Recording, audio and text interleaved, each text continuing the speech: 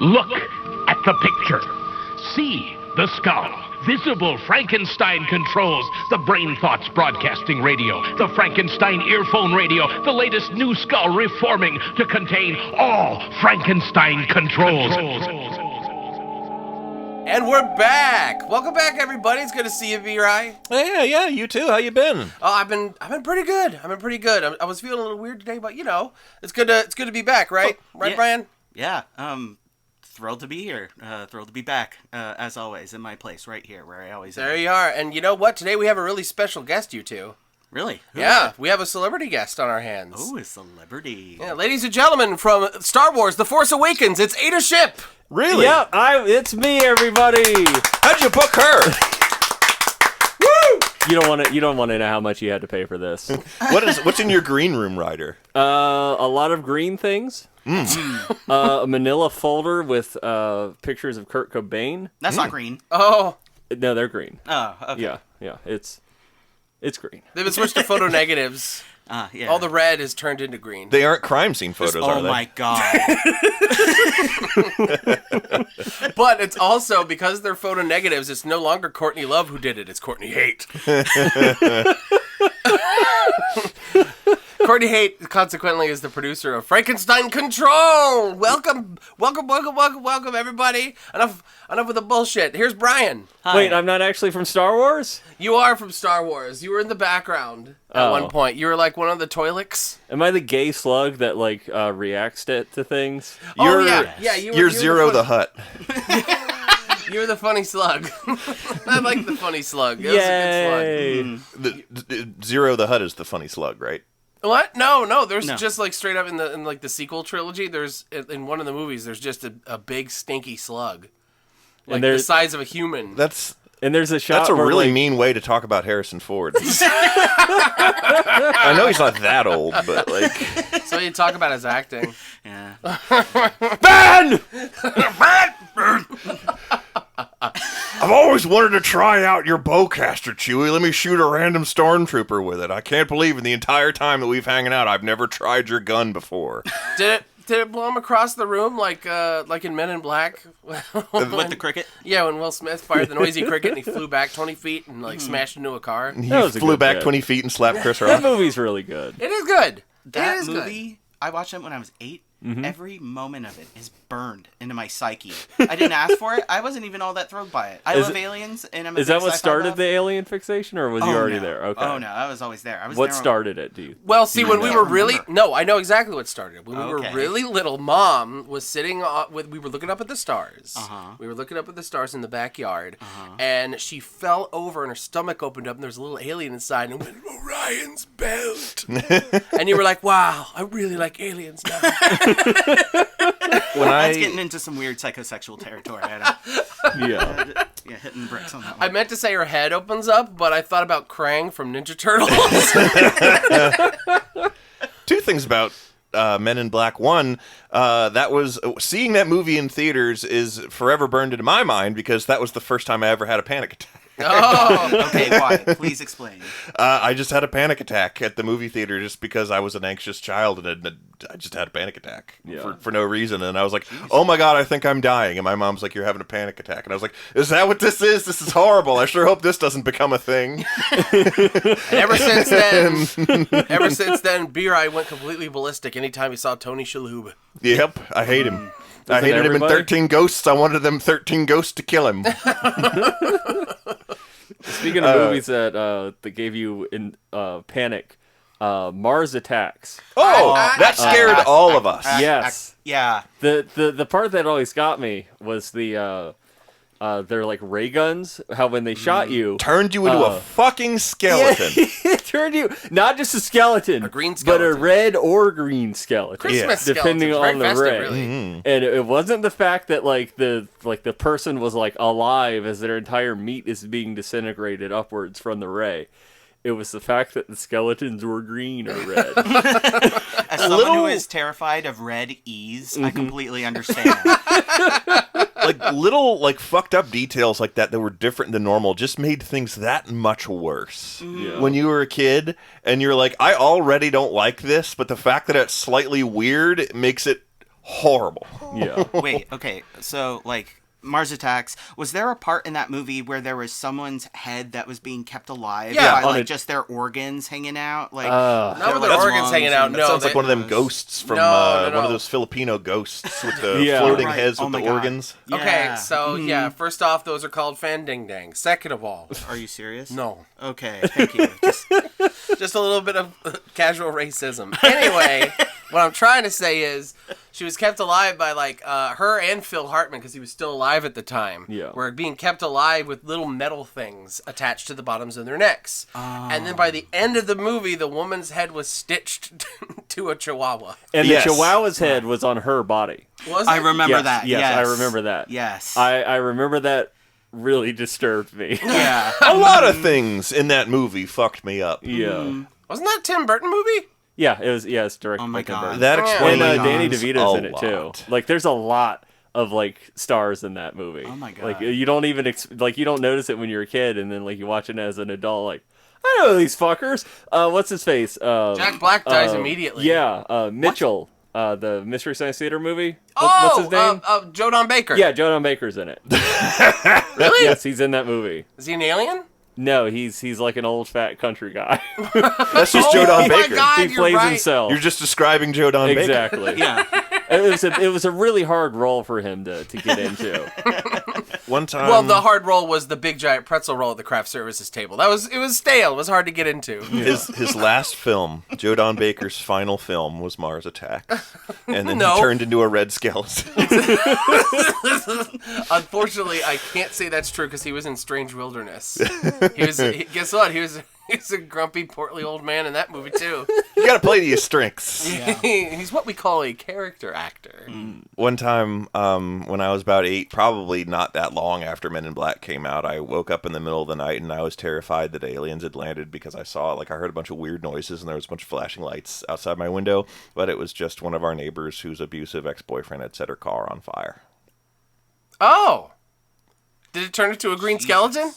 No. Oh, do you think the Cars in the Cars franchise have skeletons? Like, what happens when one dies? That's a What very... do they do for funerary rites in the Cars universe? Is a junkyard just like an open morgue? Like, or is it like an open grave? yeah. it's Do a cars Foxfield, give yeah. live Oh, birth God. or do they lay eggs? Oh, yeah. How do cars give birth? How do they mate? Oviposition. Oh, Let's head to DeviantArt. We'll find out. oh no. You'll see some things that would make you wish to be turned into a skeleton. Red or green? It depends. I'm feeling green today. Oh, I'd want to be turned into a red skeleton, like Lightning McQueen. Red skeleton. That guy's been dead forever. Red skeleton standing by. I was just thinking about that the other day. Actually, I think about it quite often. How the Family Guy Star Wars special is actually really fucking good. Yes. It's just a genuinely funny and good thing. That's Well, awesome. it's because they're like, hey, we're really, really tired of our normal formulaic crap, but here's a chance to do jokes about something we like. So we're gonna like write a comedy special about this, and then go back to hating this the rest of the year. Because it's a comedy special made by people who aren't afraid to make stupid ass jokes, but also really, really, like, you could tell they love the subject matter. I always laughed really hard at both and I mean it's the same people who did both of them, but both like the Robot Chicken Star Wars specials and the Family Guy Star Wars specials, because they made really, really esoteric jokes about like characters that I liked, and I'm like, okay, clearly they're doing jokes. If they're doing jokes that I find funny, they know their shit. Yeah, it's nothing. There's nothing surface level. About They did a joke about Ponda Baba, for God's sake. Ponda Baba. You're gonna have to. Which one is that? The guy who gets his arm chopped off, and with the lightsaber Yeah, that I Dr. remember that Evazan whole and skit where like he's like a graphic designer. Yeah, or graphic something, designer. He's and like, he, sorry, we're goes gonna have to home let and you he go. Yeah, he gets fired because he can't do his job with one arm. Yeah, and like the translation, like, because in that scene, like Dr. Evazan is the one who like talks them into the fight, and like Yeah. Ponda Baba is just alien man, and like his lines are translated as like trying fervently to de-escalate the bar Yeah. fight. Like Evazan is like talking shit. He's like, my friends had a lot to drink. We're just gonna go home. Like, oh God! I I don't like you either. I think I've definitely said this before, but my own like mental like paraphrase of that whenever I receive like criticism is, yeah, I don't like me either. I've done it at least once. Like, I'm just sitting around. Me and Kelsey are like watching YouTube or something, and she wants the volume remote so that she could turn up or turn down a thing. And she's like, "Oh God, can we turn this down?" And then she looks, and I have the volume remote, and I'm just caressing it lightly and going, "You want this, don't you?" She's like, "Give me that." Oh no, I love doing that. It's a funny one. Oh, my neck. Ooh, cracking it. Holy shit, did that pick up? I hope it did. We'll find out. Yeah, we'll find out. We'll find out right after this. Today's episode of Frankenstein Control is sponsored by Radio Shadow Legendo. Es muy bueno. Taylor. Yes. See?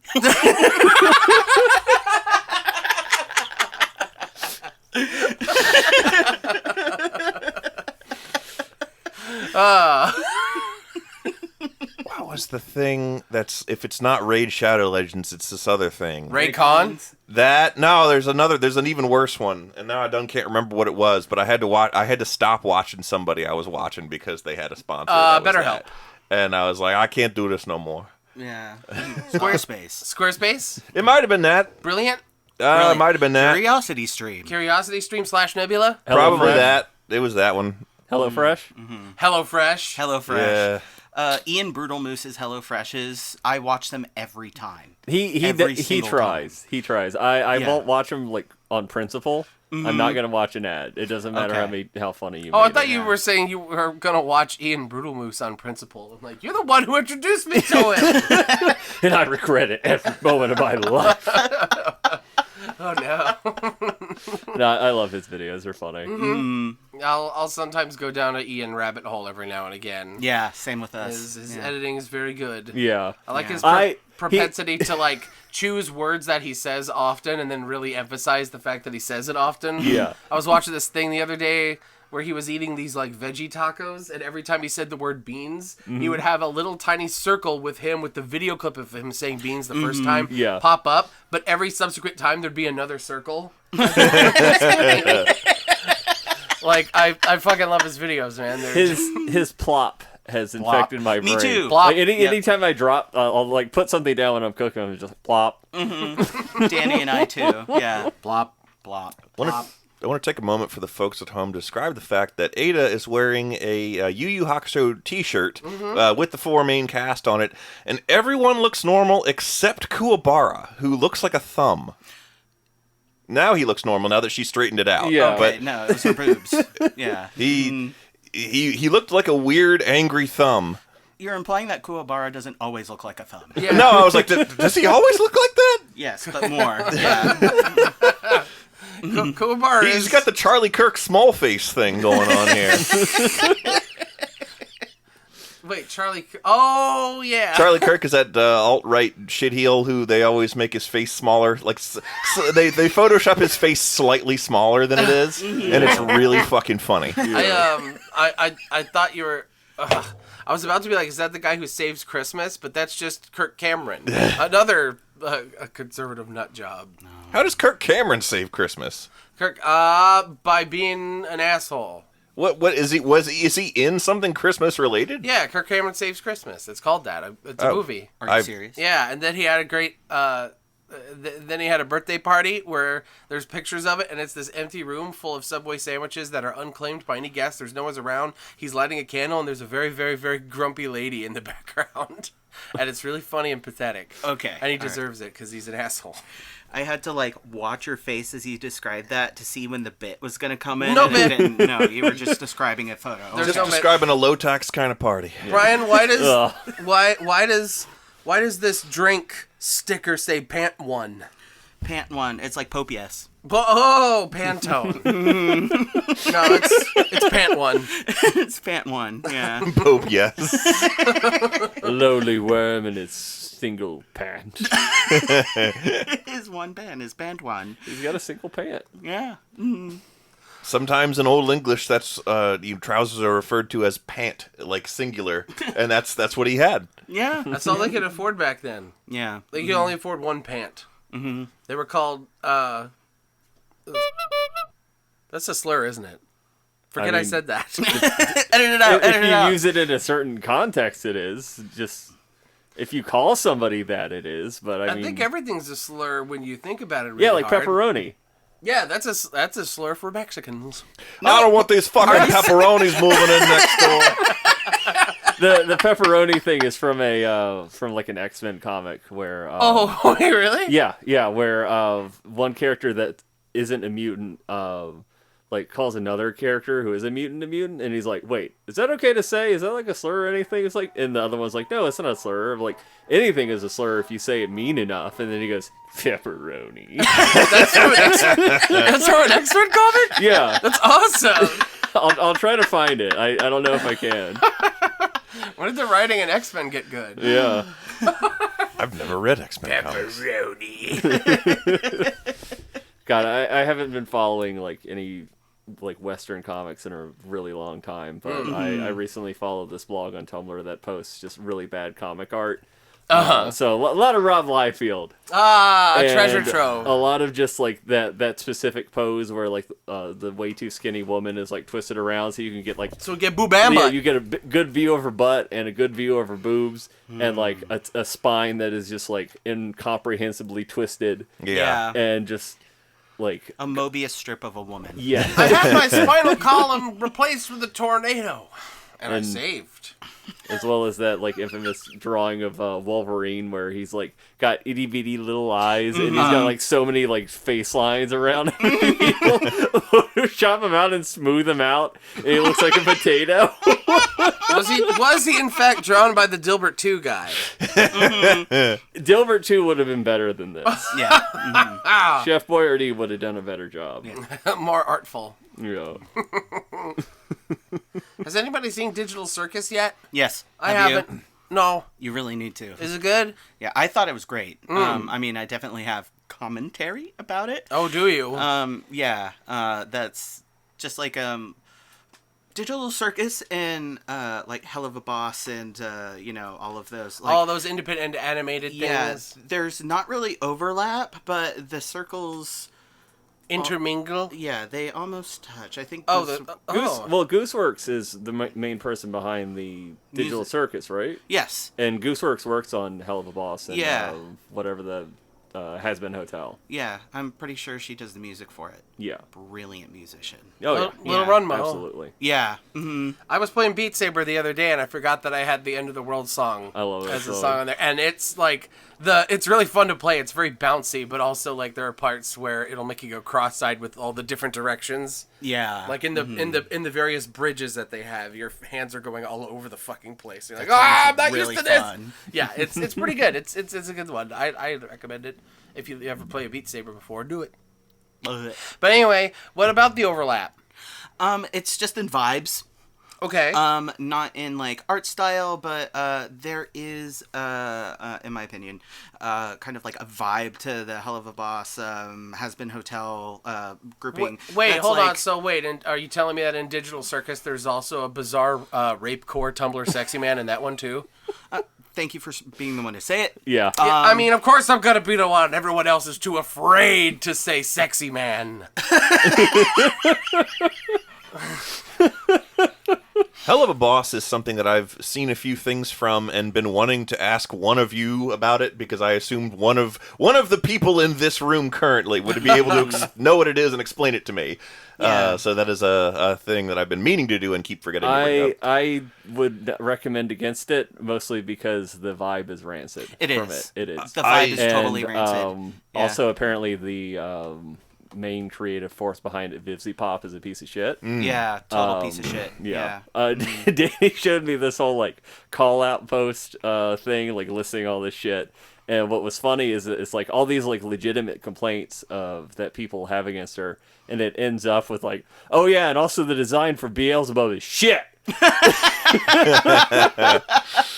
I looked it up and like, wow, that is really bad. That is terrible. Is it Hell of a Boss or has been a hotel that has... That's Hell of a Boss. Well, it would make sense for Beelzebub to be in a thing called Hell. Yeah, exactly. And, like, it all takes place in hell. Yeah. Yeah. Mm-hmm.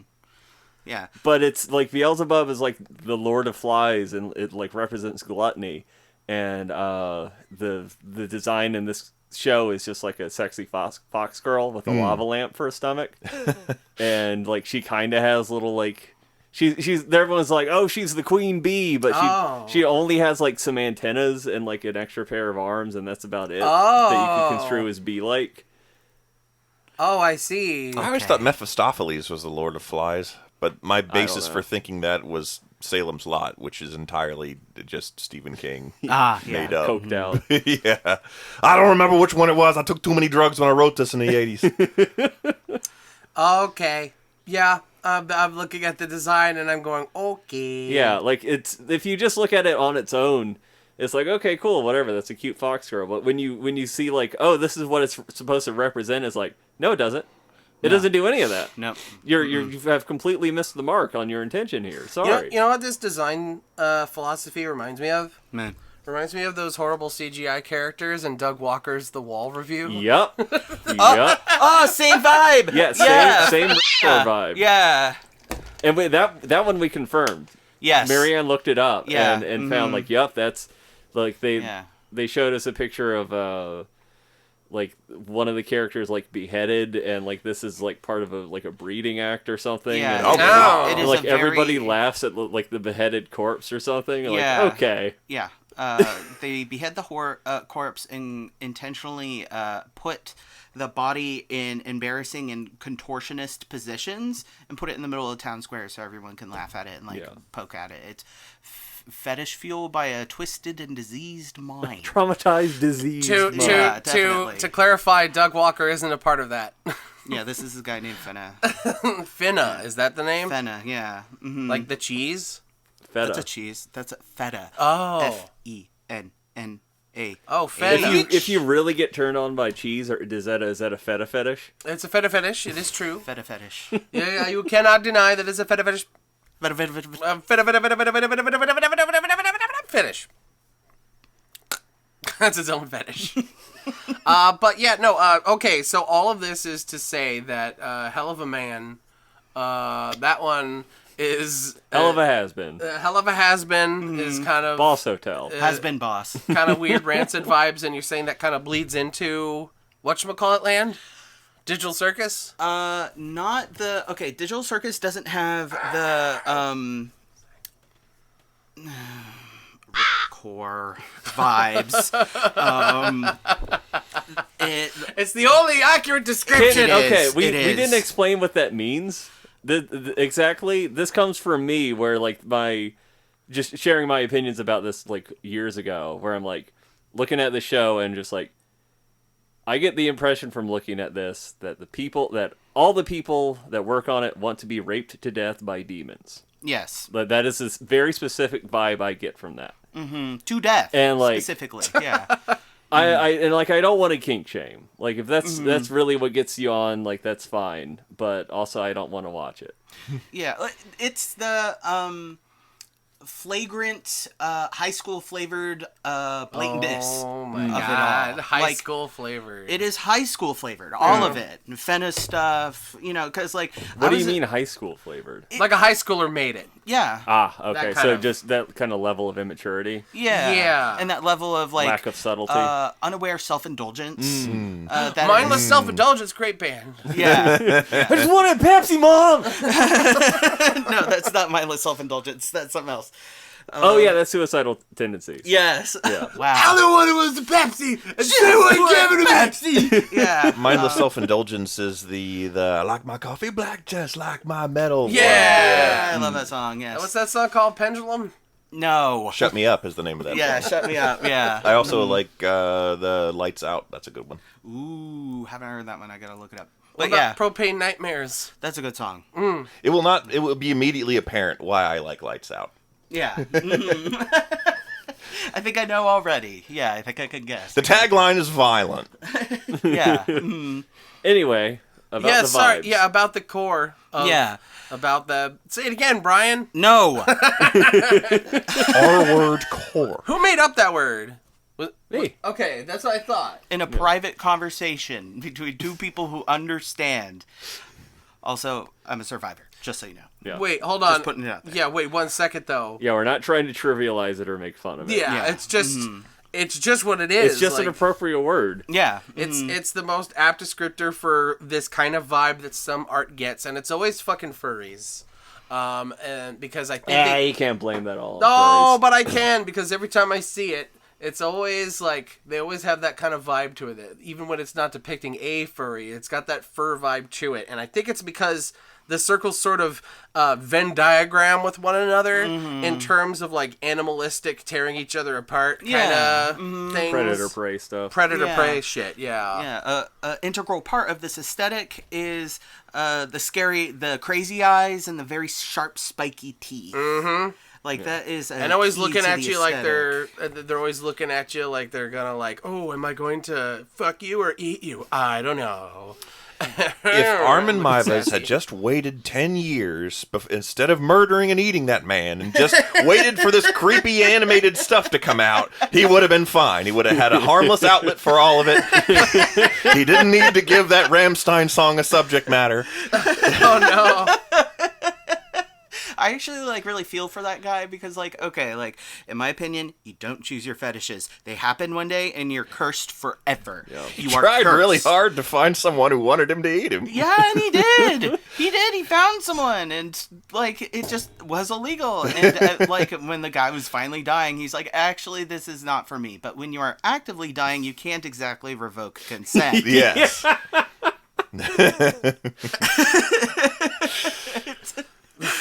Do you think they have the recording of it happening? He's like, oh wait, no, actually don't do this anymore. And then the other guy was like, that's crazy, man.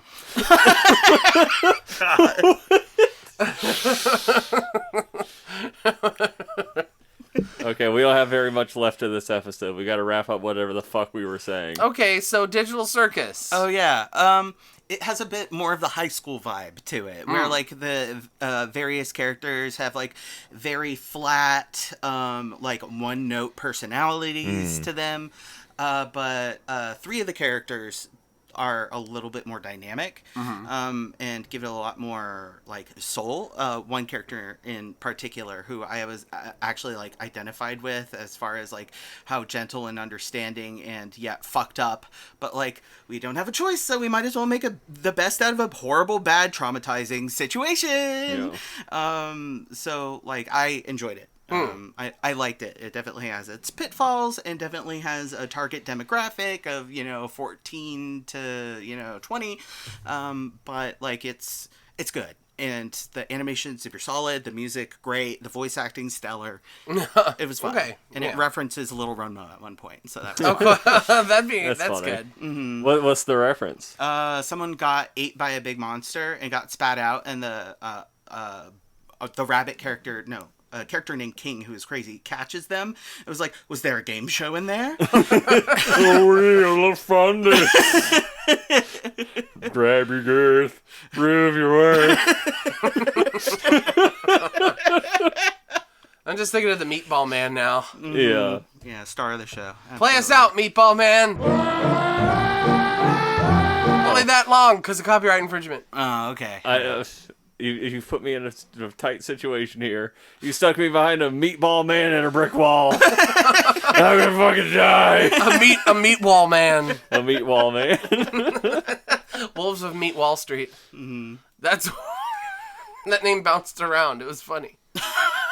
Wolves of Meat Wall Street. Yeah, Wolves of Meat Wall Street. Meat Wall Street. That was the original name of Sesame Street before they canceled it and turned Meat to Wall Big Bird Straight.